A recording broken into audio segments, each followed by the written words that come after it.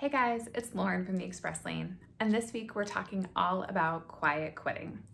Yep, you've probably seen the term recently. It might have popped up on one of your social media feeds, or maybe it popped up on the news section of your phone.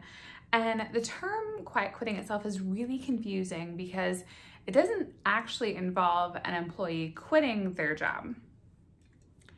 And while there isn't an official definition for quiet quitting, I would really summarize it as creating more of a work-life balance for a specific employee.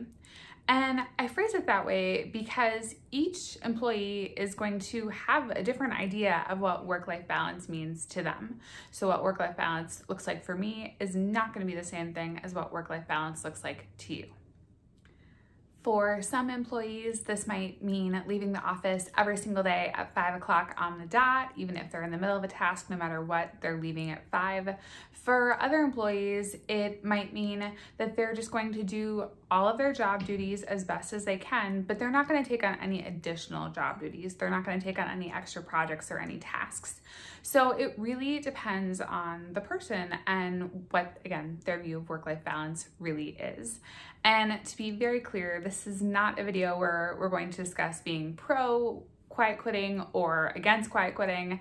We're really just going to unpack the term a little bit more, take a look at it from a few different sides, really talk about kind of how we got to this point of a quiet quitting movement, and also share a little bit about what employers are doing, how they're responding to it, and ways that they're also trying to create more of a work-life balance for their employees. So to truly understand this term, I think it's important that we look at a couple of different types of workplaces. Now, for me, for example, I work in an office. I'm a salaried employee. While yes, I have a 40-hour week schedule, there might be days that I come in early or days that I stay late. I'm not necessarily putting in 40 hours exactly every single week. Now, for my husband, on the other hand, he is an hourly employee. He clocks in at a specific time, clocks out at a specific time for his shifts every single week. And he's told not to come in early and not to stay late. He's told to stick to his schedule so that honestly the company doesn't have to pay, extra wages or overtime for him putting in additional hours. So while for me, quiet quitting might look like leaving the office every single day at 5 o'clock no matter what, my husband's already leaving his work at his designated ending time every single day. So that's not what quiet quitting would look like for him. If he were to practice quiet quitting, that might look like maybe not helping out in another department, even though they're super swamped, because he's not technically part of that department. That's not technically part of his job. So really, quiet quitting, in addition to what an employee defines as work-life balance, is also going to be relative to the type of job that you're working at and the type of work environment that you're in. However, one thing that we both do have in common when it comes to our jobs is that we both work as part of a team.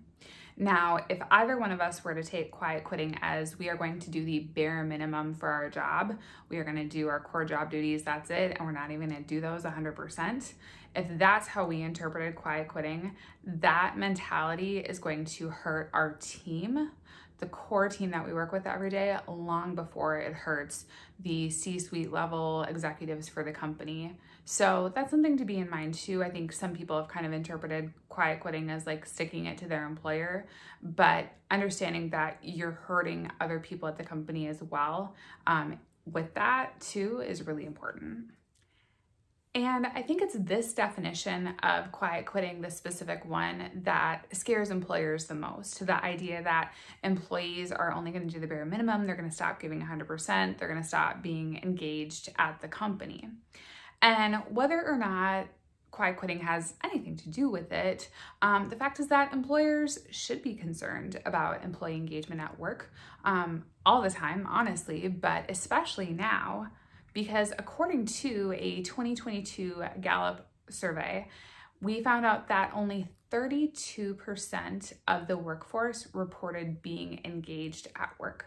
So that means 2/3 of our workforce are not engaged on the job right now. And that number has continued to drop over the years. It was 36% in 2020, dropped to 34% in 2021, and now we're down to 32% in 2022. So seeing that number drop, we are seeing more and more employees that are disengaged when it comes to reporting to work every day.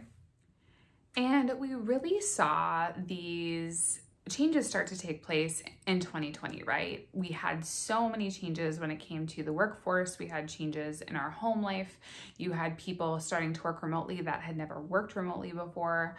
I know for me in my personal life, I hardly saw my family at all that year because we don't live in the same city. So for me, after 2020 and things kind of settling down again, I was like, okay, I really need to make seeing my family more of a priority.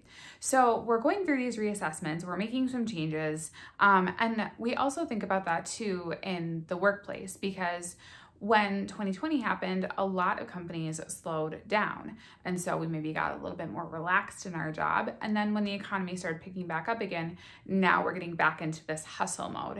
And I know for me personally, that was something I struggled with. It was getting back into being at work in the office every single day with all this buzz going on. It was like, this feels hard. This feels more difficult than it used to because I had been out of it for a little while. And then when you add in on top of that, staffing shortages, you add in supply chain issues, you add in senior level employees retiring, everyone is starting to feel really burned out at work. And then all of a sudden you've got the Great Resignation taking place, right? So all of these contributing factors are really leading up to this sort of quiet quitting movement. It's not really surprising to see how we got to this point.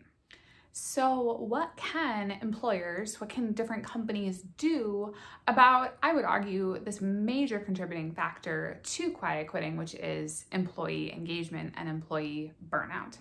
Now, one of the things, a really simple thing that managers can do is to just encourage employees to take their breaks, take all of their designated breaks every day, encourage them to use their PTO, and to just take a break from work and to make sure that they're utilizing these specific resources so that they don't get burned out on the job. It's also going to be a really great idea for managers to keep work within working hours. So if you do talk with your team outside of work, don't talk with them about work-related things. Keep those within the set standard hours of work itself. And we are seeing companies starting to take steps to better promote a work-life balance.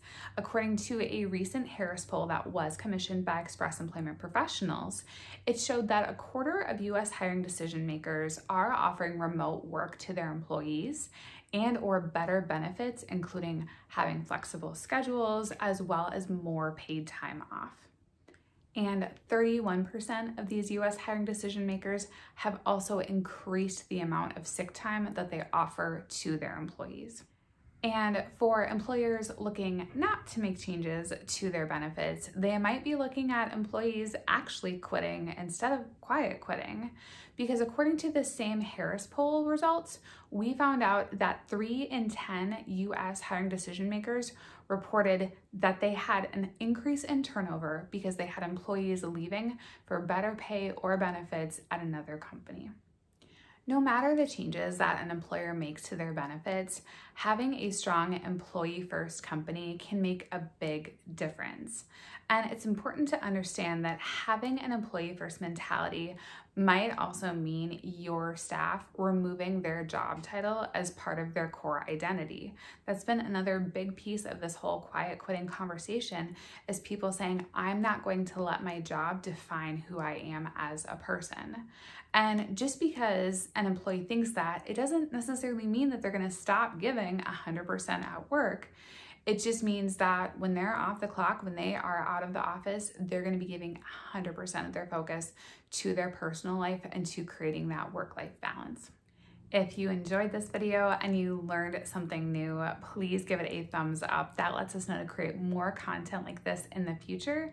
And hang out with us. Consider hitting that subscribe button. Come back and see us next week, where we bring you even more tips to help you get your career in the express lane.